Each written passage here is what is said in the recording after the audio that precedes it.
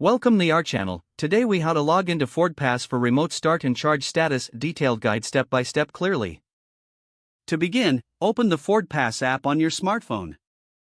If you haven't installed the app yet, download it from the Apple App Store or Google Play Store. Once the app is open, you'll be greeted with a login screen. If you already have an account, enter your email address and password in the appropriate fields. If you don't have an account, tap on the Sign Up button to create one.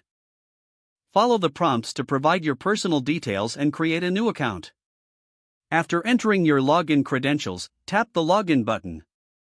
You may be asked to verify your identity through a code sent to your email or phone number.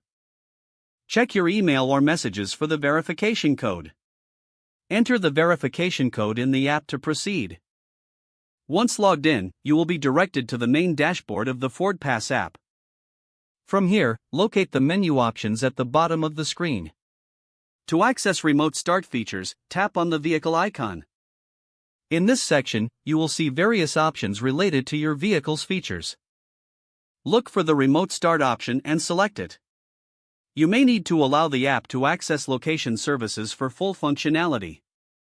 Once granted, you can initiate a remote start by tapping the Start button.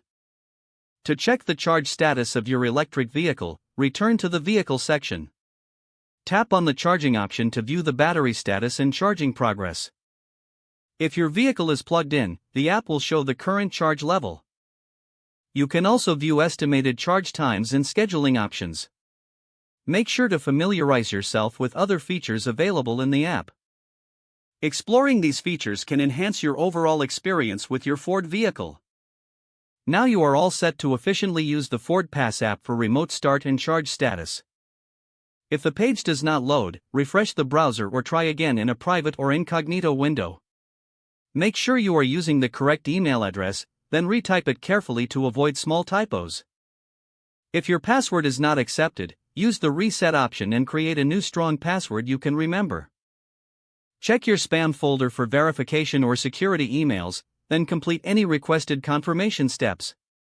Don't forget to like this video and subscribe to our channel for more step-by-step tech guides.